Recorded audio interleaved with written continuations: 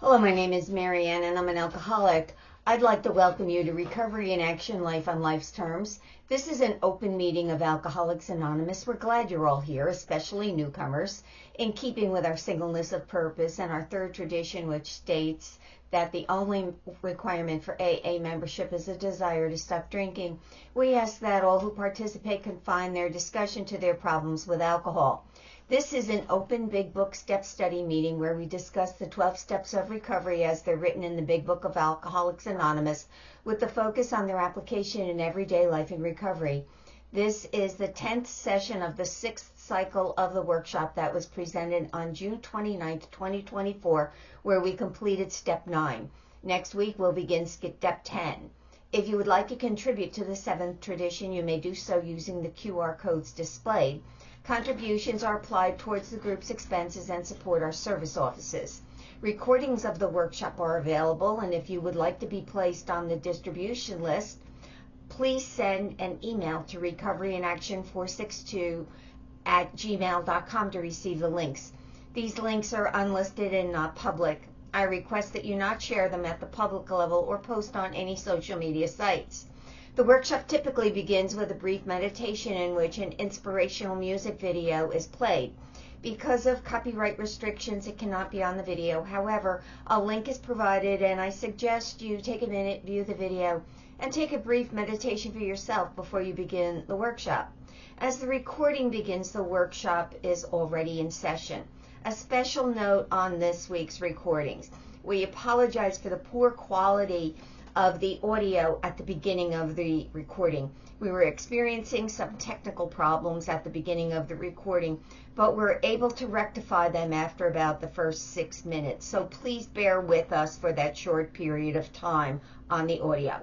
Feel free to contact me if you have any additional questions or require my assistance further. I hope you enjoy the workshop. Another custom of this group is to start the workshop by saying the full version of the Serenity Prayer. We're all familiar with the first part, but many of us are unaware that there is a second part to it, and I believe it's this second part of the prayer that reflects what recovery is all about. So if you would all please join me in the Serenity Prayer. God, grant me the serenity to accept the things I cannot change, courage to change the things I can, and the wisdom to know the difference.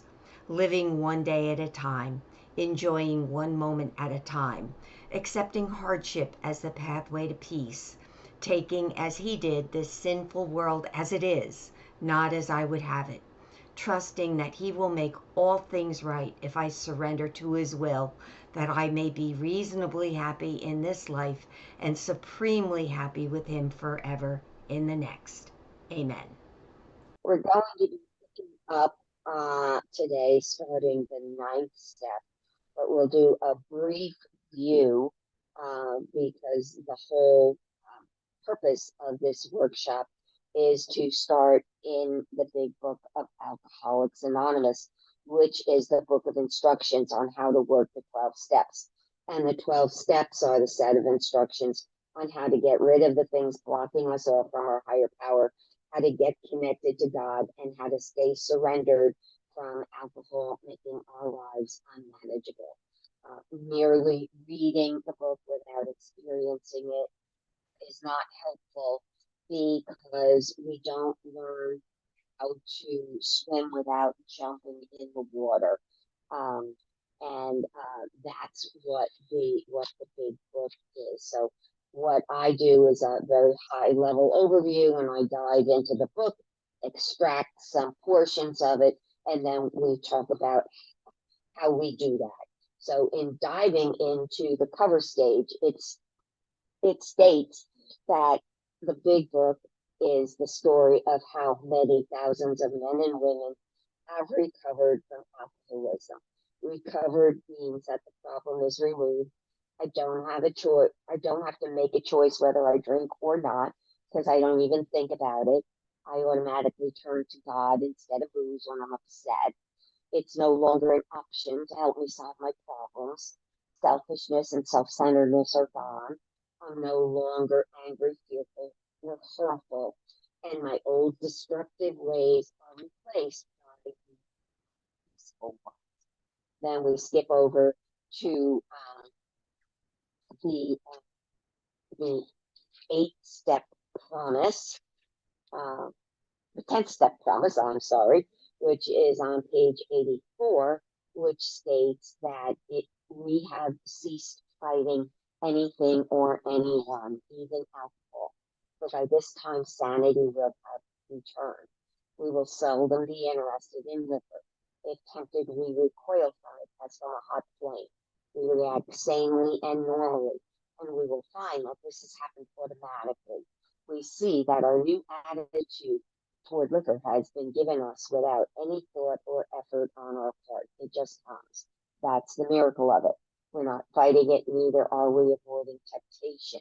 We feel as though we've been placed in a position of neutrality, safe and protected. We've not even sworn off. Instead, the problem has been removed. It does not exist for us. We are neither cocky nor are we afraid. That's our experience. That's how we react, so long as we keep in fit spiritual condition. And then page 27 defines recovered as ideas, emotions, and attitudes which were once the guiding forces of the lives of these men are suddenly cast to one side, and a completely new set of conceptions and motives begin to dominate them. Then in the appendix, the spiritual experience describes it as a personality change sufficient to bring about recovery from alcoholism has manifested itself among us in many different forms. And the forward to the first edition states, we of Alcoholics Anonymous are more than 100 men and women who have recovered from a seemingly hopeless state of mind and body. To show other alcoholics precisely how we have recovered is the main purpose of this book. And it later goes on to say that the only requirement for membership is an honest desire to stop drinking. However, the desire to stop drinking is not the only requirement to become recovered. There's other things involved, such as being willing and actually doing everything that the big book says to do. And that is working the steps as the instructions are in the book itself. So the steps start with step 1. We admitted we were powerless over alcohol, that our lives had become unmanageable. And we went through and did a lot of activities around step 1, which thing about step 1 is the idea of self-knowledge. I have to know this about myself. However, if I'm a real alcoholic, self-knowledge is not enough. The only thing self-knowledge does is make me realize that I cannot take just one drink without being physically driven to take one after the other. This then allows me the opportunity, if I'm spiritually fit, to pass on the first drink. And I can only do that on a continuous basis if I'm connected to my higher power, which then, once I realize I have to be connected to a higher power, that brings me to step 2, which is came to believe that a power greater than ourselves could restore us to sanity. And the thing about this that is so liberating, don't. Okay, so the most liberating part about this is that we don't have to accept anyone else's concept of a higher power. We can come up with our own. And if for some people it is their religion, but the concept of a higher power is not necessarily religion. For some other people, they may have their own concept of a higher power. And that's one of the things that's beautiful about this. And we did some activities to help us if we weren't sure, or help us to strengthen our own relationship with our higher power. But what it boils down to with step two, once we come to decide what our higher power is, taking the second step basically boils down to, do I now believe, or am I even willing to believe that there is a power greater than me that can solve my problem? Once I can answer yes to this question, it brings me to step three, which is made a decision to turn our will and our lives over to the care of God as we understood him.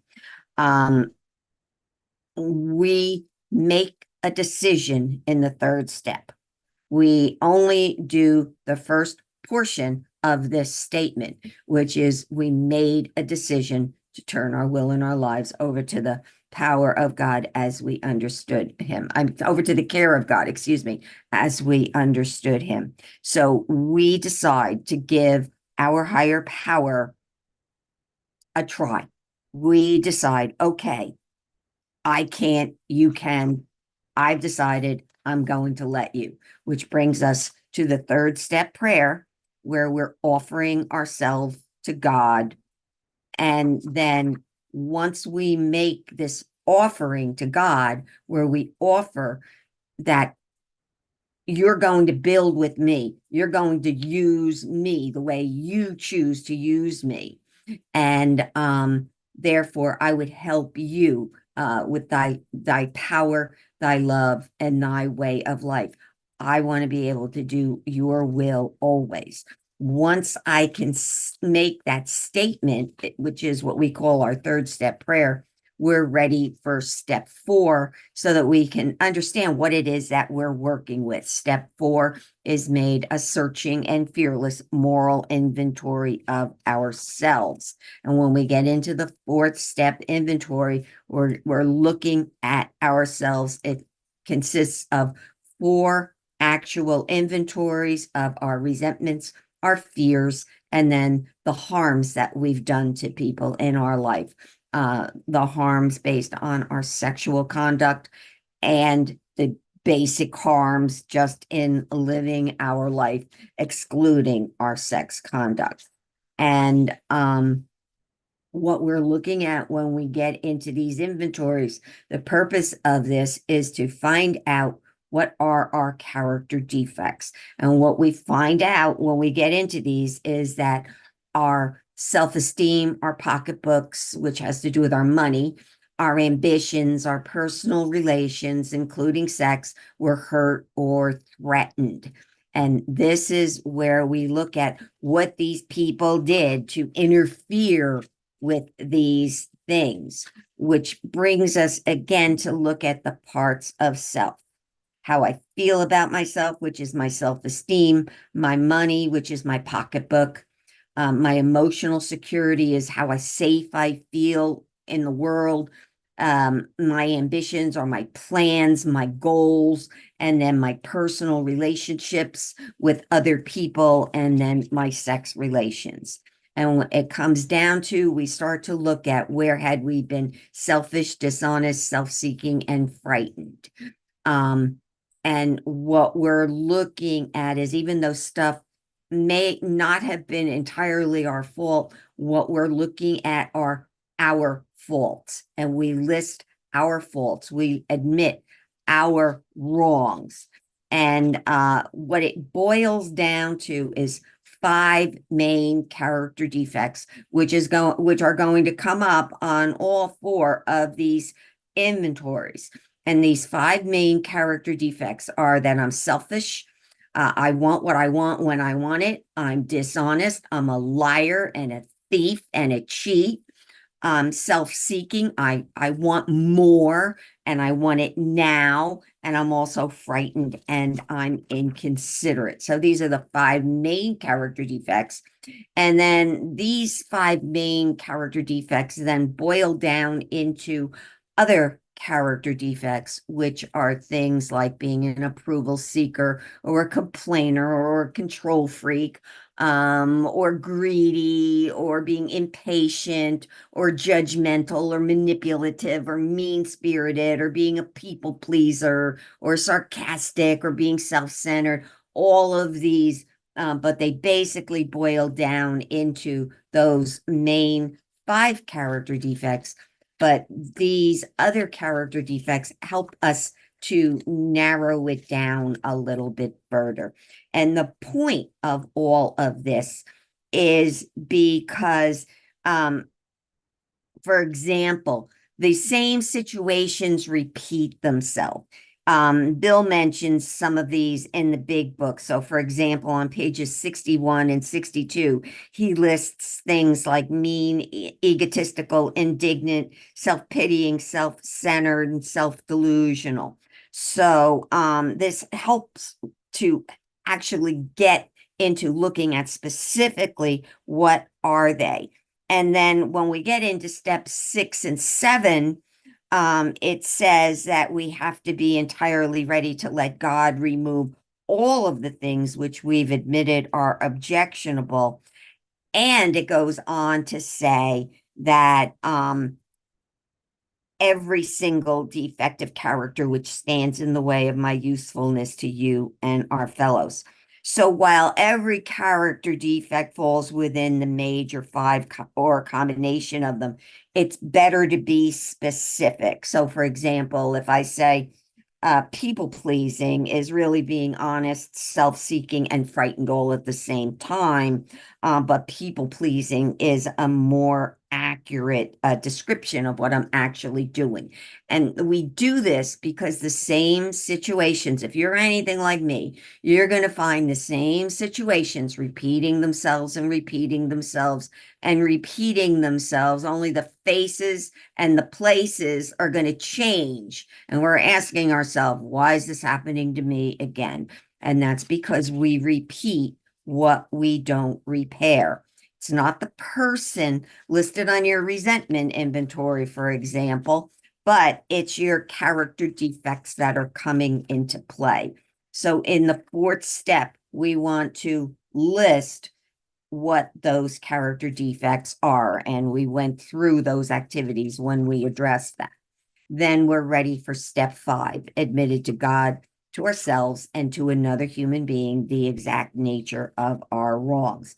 It's important to note here that step 5 is done so you can see what is blocking you off from your higher power and what's causing your problems.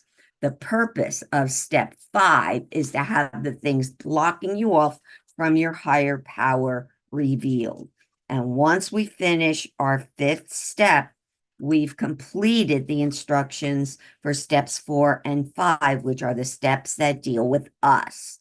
Once we finish the 5th step, then we move to steps 6 and 7, which is where a shift takes place. This is where we start talking to God and looking to him for his help.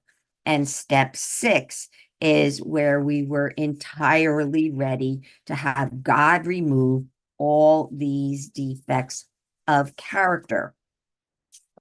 And that's where the next instruction is on page 76 in the big book, which comes right after the questions pertaining to our work being solid. And it states, if we can answer to our satisfaction, we can then look at step 6. We've emphasized the willingness as being indispensable. Are we now ready to let God remove from us all the things which we have admitted are objectionable? Can he now take them all, every one? If we still cling to something we will not let go, we ask God to help us be willing. So all we do once we're there, we read over the list of character defects that we have on our 4th step inventories that we just admitted to God, to ourselves, and to another human being, usually our sponsor. We read them over, and then we answer this question: do you want them removed?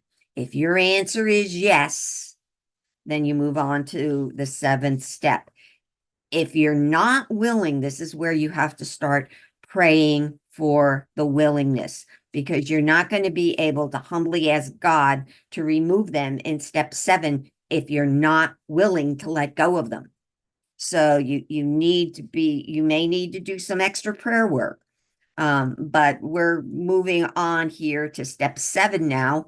Humbly asked him to remove our shortcomings. In the 7th step, this is on page 76, my favorite prayer, but this is where we actually start to fulfill on that decision we made in step 3, where we say, my creator, I am now willing that you should have all of me, the good and the bad. And I pray that you now remove from me every single defect of character. And remember, we're saying every single defect of character. So we can't complain when he does it. We can't complain when it comes up. So, because we're praying to God to remove from me every single defect of character that stands in the way of my usefulness to you and my fellows. Grant me strength as I go out from here to do your bidding. Remember, we made that decision in step 3. And steps 4 and 5 and 6 were the start of the footwork towards turning your life over. And step 7 continues that footwork. This is where we give God permission to mold us into what he wants us to be. This is where everything starts happening. We start getting these nudges from God because our character defects are going to come up, and we have all of our character defects. So we start to ask God to please stop me from being that character defect and teach me to be the asset. And we worked on the defect asset table. So we do each character defect separately. And remember, God will not immediately remove your defects. Nature abhors a vacuum. If the character defect is removed and you don't have the right thing to replace it with, something that may not enhance your life has a chance to come in and be the replacement. So God's going to give you opportunities to practice the character asset. And when he thinks you've learned enough, then he'll remove it. And step 7 is where we started. And then in step 10, they get removed. This is where we start looking at our habits, because we do a lot of things habitually. We repeat the same things over and over and over again. Our brains as alcoholics are different. The fight or flight response gets triggered very easily, and our character defects have been repeated so often that they're automatic unconscious responses. And they've come into play so many times that they've outlived their usefulness. I overreact. I make everything about being a threat to me because I get a stimulus and it goes right to response. I have to learn to be proactive and separate that stimulus response and pause. And when I pause, I go into what we refer to by Dr. Stephen Covey as the circle of concern, the large circle, and the smaller circle represents what I can influence. What I'm focusing on here are the things that I can influence. I don't want to spend my time and my energy on the things that are outside in that circle of concern. I want to focus on the things where I have some influence. And that causes that circle to grow, which cuts down on the circle of concern. And what this really boils down to is the serenity prayer. When I say, God, grant me the serenity to accept the things I cannot change, I'm talking about the things that are out here in this circle of concern. The courage to change the things I can are the things within the circle of influence, and the wisdom to know the difference, which then brings me back to this model, which is where we draw upon the 4 endowments of the human personality of self-awareness, imagination, conscience, and independent will, where I say I have choices. And the serenity prayer is my tool for being able to do that. Step 7 and the use of step 7 and step 10 teaches us not to react inappropriately to everyday situations that we might misinterpret as being threatening. Step 7 starts to teach us the things that are unmanageable in our lives, the things that upset us, and the things that we're afraid of. All of them are caused by our distortion of what's actually going on around us. I have a distorted sense of reality. And therefore, I give too much credit and attention to things than they deserve. And then my character defects come into play as sort of a survival mode because it's trying to protect me. So now step 7 is where we're going to be working step 6 and 7, step 6 and 7. And they're going to be working simultaneously also with 8 and 9, which are what we use to correct the wreckage of the past. And last week we did step 8, made a list of all persons we had harmed and became willing to make amends to them all. We made index cards, and we listed the things that we did. We listed the person, we listed the thing that we did, we listed the thing that we should have done, we listed the things that we're going to do in the future, and we listed how we're going to make restitution. So step 8 is making your list and becoming willing to set right the wrongs of the past, and no other action is done other than praying for the willingness to do what you need to do in step 9, going over your index cards with your sponsor so you can see how you're going to do your 9th step apologies and restitution. And in here, if you have any amends that you're really, really, really concerned about, I always recommend role play it with your sponsor. Don't take it upon yourself to go running out and making amends that you're not quite ready to make, because sometimes they can go okay and you'll be fine, but other times they can blow up in your face. So to whom and how you do this, you do it to ensure that you're not creating any further harms, which brings us now to step 9, made direct amends to such people wherever possible, except when to do so would injure them or others. And I have a relatively interesting introduction for step 9. Is anybody, we have any Seinfeld fans here? There was the one episode in Seinfeld where one of their friends got sober, and George Costanza thought that this guy needed to owed him a 9th step apology. All right, so now we're at the point where we go out to our fellows and repair the damage done in the past. We attempt to sweep away the debris which has accumulated out of our effort to live on self-will and run the show ourselves. One thing to remember for step 9 is we're not really ourselves. We are not really others. Although I still believe we need to have ourselves on the list, because we did harm ourselves in a lot of ways. One example of one woman's step 9 that I heard about was very short. She said she looked at herself in the mirror and she said, I'm sorry for every hurtful, stupid, foolish thing that I've done. And in the future, I will take really good care of us and not do anything that would cause us to feel bad or cause harm. And that was the end of her focusing on herself, except for actually carrying out that promise. So step 9 is about cleaning up the harms we've caused other people and focus on them.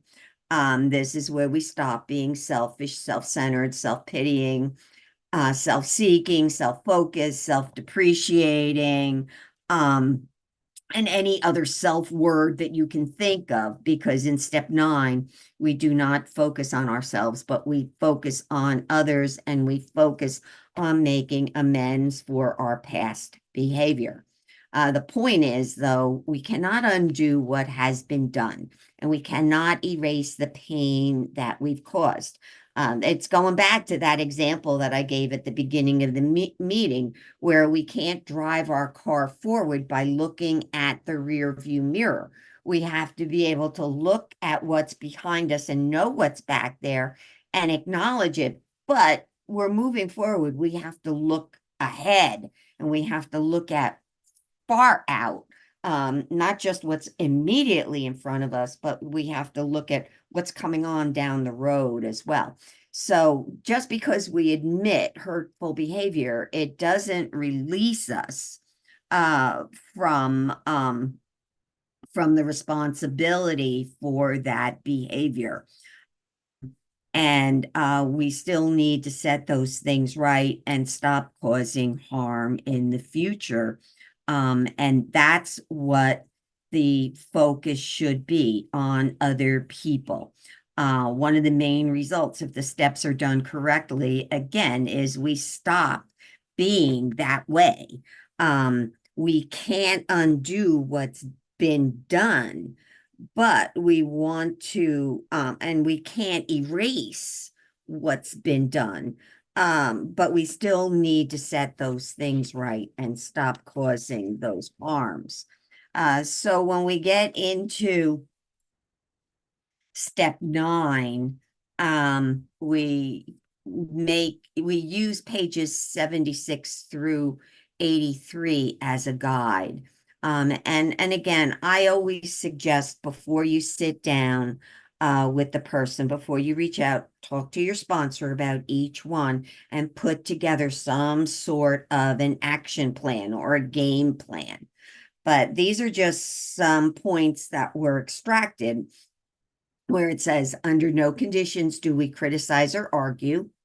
Other people's faults are not discussed. So again, we're not going to get into someone's face and say, well, yeah, you really are a jerk. We stay away from that. We don't dodge our predators. We pay our bills, reminding ourselves that we've decided to go to any lengths to find a spiritual experience. We ask that we be given strength and direction to do the right thing, no matter what the personal consequences may be. And that can get a little bit tricky if you have any kind of legal or financial things. I always suggest that if it's a legal thing, you talk to a lawyer first. You just don't go to the police station and turn yourself in. You sit down with a lawyer and you find out what your options are. Don't take it upon yourself. Make sure that you're getting good counsel before you do it. We have no right to involve another person. And then asking each morning that our Creator show us the way of patience, tolerance, kindness, and love. There may be some wrongs that we can never fully right, and we don't worry about them if we can honestly say to ourselves that we would right them if we could. There's some things that we can't do. Some people have passed away. Some people, I remember when I was doing mine, there were people that I harmed. I didn't even remember their names. I didn't even remember who they were. There was this one coworker. For the life of me, I don't know where she is. I don't remember her name. There's no way. I don't even remember what she looks like. That's what it is. So if I could make it right, I would, but I can't. There are some people who we can't see. We send them an honest letter. We don't delay if it can be avoided. We might not be able to get to everybody at the same time, right away. We might not be able to find people. We should be sensible, tactful, considerate, and humble without being servile or scrapping. And this is one of my favorite lines in the entire book, which says, as God's people, we stand on our own feet. We don't crawl before anyone. When we get to step 9, the two important things are we don't make any apologies that will cause harm, and we have to start behaving differently so we don't cause new harms. We always remember the number one rule is no new wreckage. So when we talk about an amend, it involves making restitution where appropriate. So if you stole money from someone, you make restitution to pay that money back.